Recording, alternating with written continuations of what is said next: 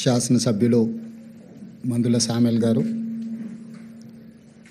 వేం నరేందర్ రెడ్డి గారు, మిగతా మిత్రులు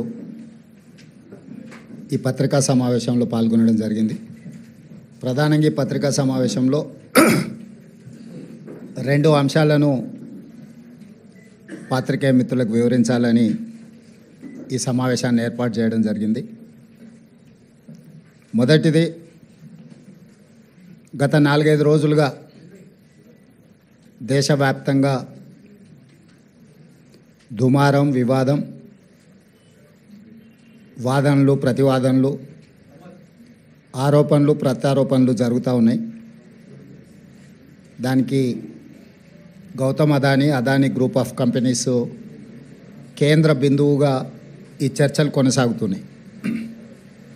ఈ చర్చల సందర్భంగా అప్పుడప్పుడు, ముఖ్యంగా మొన్న మహారాష్ట్ర ఎన్నికల సందర్భంగా పాత్రికేయ మిత్రులు శ్రీ రాహుల్ గాంధీ గారి పత్రికా సమావేశంలో అదానీ గారి నుండి తెలంగాణ రాష్ట్ర ప్రభుత్వం, ఆ రాష్ట్ర ముఖ్యమంత్రి రేవంత్ రెడ్డి గారు నిధులను స్వీకరించారు కదా, కాంగ్రెస్ పార్టీ ఏ విధంగా అదానీ గారి తప్పులను ప్రశ్నిస్తారు అని చెప్పి పాత్రికేయ మిత్రులు ప్రస్తావించడం జరిగింది. పాత్రికేయ మిత్రులకు చాలా సందర్భాలలో నేను వివరణ ఇచ్చిన, రాహుల్ గాంధీ గారు కూడా విస్పష్టంగా ఒక అంశాన్ని ప్రస్తావించారు. చట్టబద్ధంగా, రాజ్యాంగబద్ధంగా రాష్ట్ర ప్రభుత్వాలు కానీ కేంద్ర ప్రభుత్వాలు కానీ ఏదైనా అంశంలో టెండర్లు పిలిచినా, ఏదైనా అంశంలో పెట్టుబడులు పెట్టడానికి అవకాశాలు కల్పించినా అందరికీ సమానమైన అవకాశాలు, అందరూ పోటీ పడే విధంగా నిబంధనలను తయారు చేసి నిబంధనల మేరకు టెండర్లను నిర్వహించి అందులో ఎవరు ఆ టెండర్లలో రాణిస్తే వాళ్లకు కాంట్రాక్ట్లు ఇవ్వడం కానీ, లేదా ఏదైనా పనులను కేటాయించడం కానీ,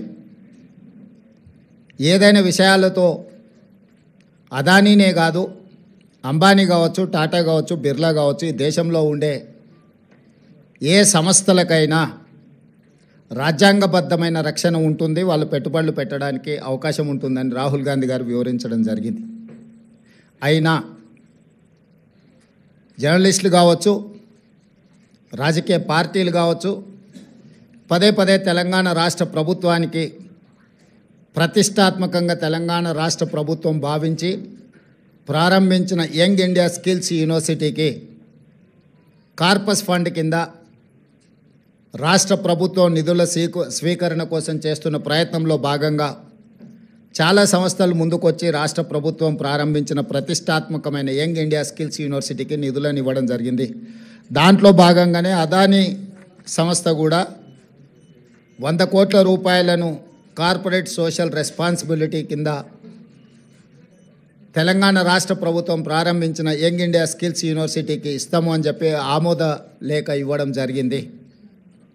ఈ అంశాన్ని ప్రస్తావించడం ద్వారా అదేదో అదానీ గ్రూప్ తెలంగాణ రాష్ట్ర ప్రభుత్వానికో ముఖ్యమంత్రి గారికో అప్పనంగా 100 కోట్ల రూపాయలు ఇచ్చినట్టుగా అనవసరమైన చర్చలకు, రాద్ధాంతానికి తావిస్తున్నది. వాస్తవంగా ఇన్కమ్ ట్యాక్స్ క్లియరెన్స్ లేకపోవడం వల్ల ఇన్కమ్ ట్యాక్స్ నుంచి మినహాయింపు తీసుకోవడానికి రాష్ట్ర ప్రభుత్వం చేస్తున్న ప్రయత్నము, నిన్న మొన్ననే 80B కింద రాష్ట్ర ప్రభుత్వానికి యంగ్ ఇండియా స్కిల్స్ యూనివర్సిటీకి అనుమతి ఇవ్వడం జరిగింది.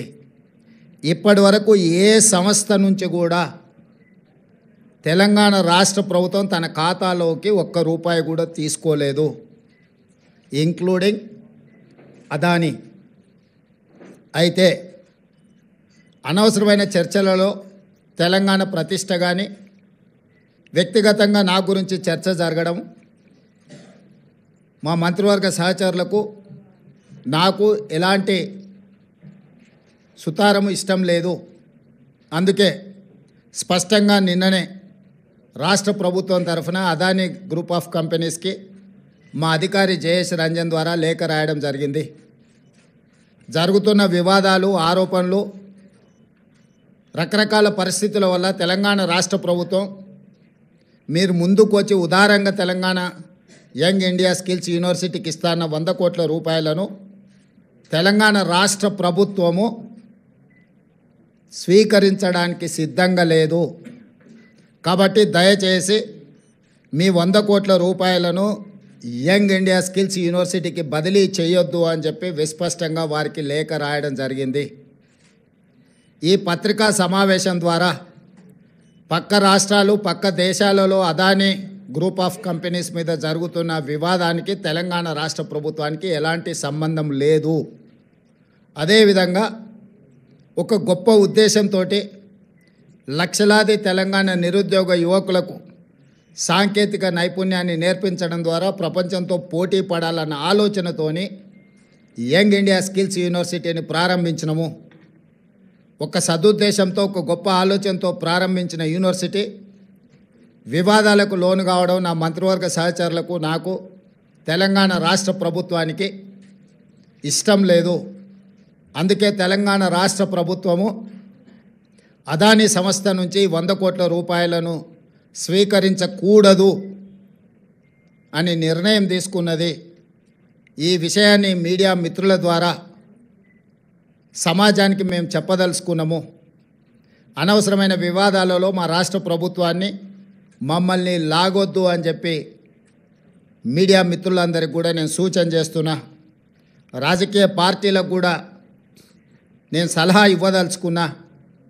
రాష్ట్ర ప్రభుత్వ ప్రయోజనాల కోసం తీసుకున్న నిధులను కూడా రాజకీయ కోణంలో ఆరోపణలు చేయడం ద్వారా నిరుద్యోగ యువకులకు నష్టపరిచే విధంగా వ్యవహరించే వాళ్లకు రాష్ట్ర ప్రభుత్వం ఈ నిర్ణయం తీసుకున్నది. వాళ్ళందరూ కూడా ఈ అంశాన్ని పరిగణలోకి తీసుకోవాల్సిందిగా నేను ఈ సందర్భంగా తెలియజేస్తున్నా.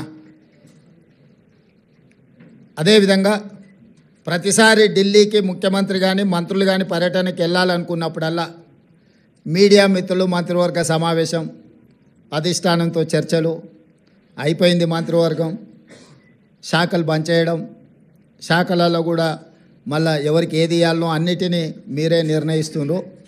ఈ ఢిల్లీ పర్యటన ఓం బిర్లా లోక్సభ స్పీకర్ గారి కూతురు యొక్క వివాహ కార్యక్రమం ఉన్నది.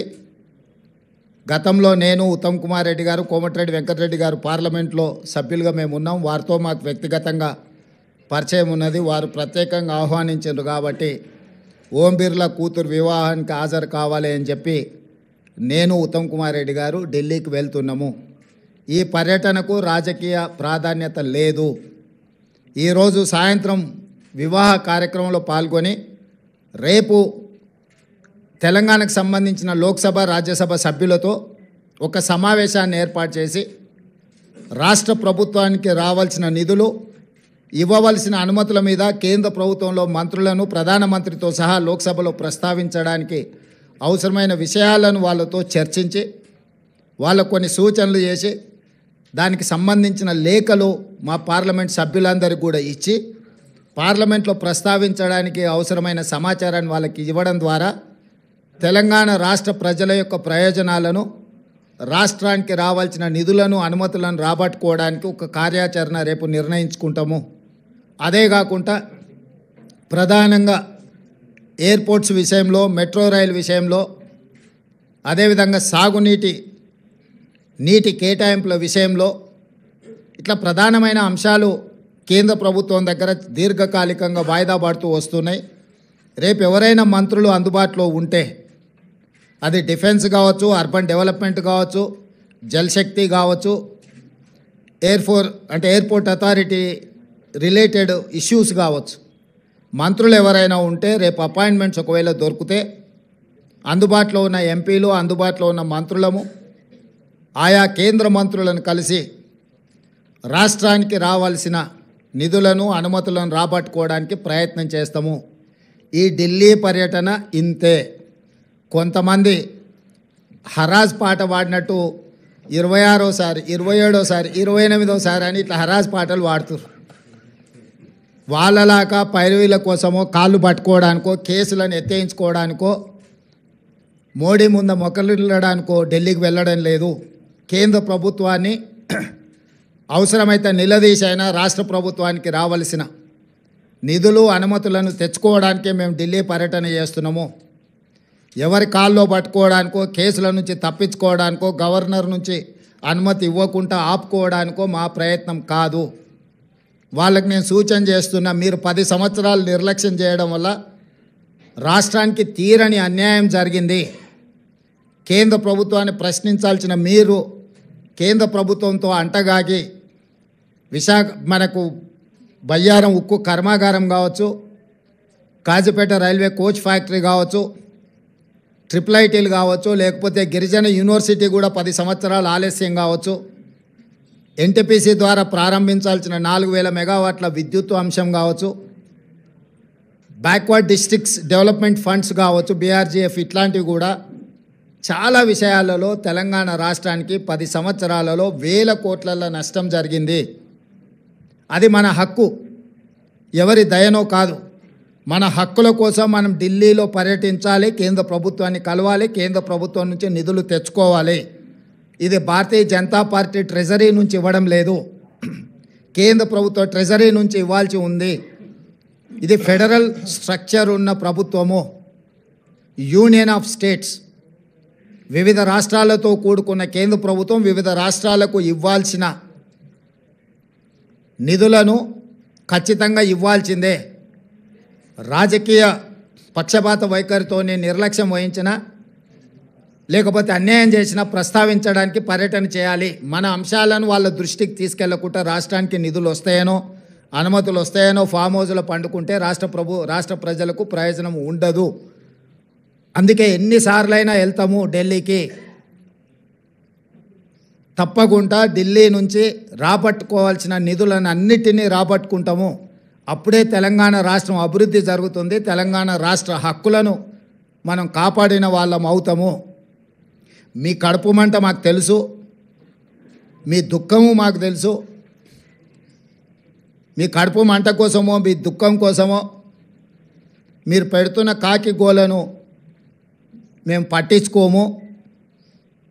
మీలాంటి వాళ్ళను అలా అరుస్తుంటే మాకు ఒక రకంగా ఉత్సాహం వస్తుంది. ఎందుకు అని అంటే మీ బాధ, మీ దుఃఖం చూస్తుంటే మా కార్యకర్తలు సంతోషపడతారు. 10 సంవత్సరాలు మా కార్యకర్తల్ని వేధించుక తిని అక్రమ కేసులు పెట్టి ఈరోజు మీరు పడుతున్న క్షోభం చూస్తే, తెలంగాణ రాష్ట్రం అభివృద్ధి ఎక్కడ జరుగుతుందో అని అడ్డం పడేదాన్ని చూస్తే అప్పుడప్పుడు కోపం కూడా వస్తుంది. కానీ ఇవన్నిటిని ప్రదర్శించాల్సిన సమయం కాదు. ఏకాగ్రతతో, కార్యదీక్షతతో తెలంగాణ రాష్ట్రాన్ని అభివృద్ధి పదం వైపు నడిపించే బాధ్యత తెలంగాణ ప్రజలు మాకు ఇచ్చిండ్రు. ఆ దిశగా మేము ముందుకు వెళ్తామని చెప్పి తెలియజేస్తున్నాం.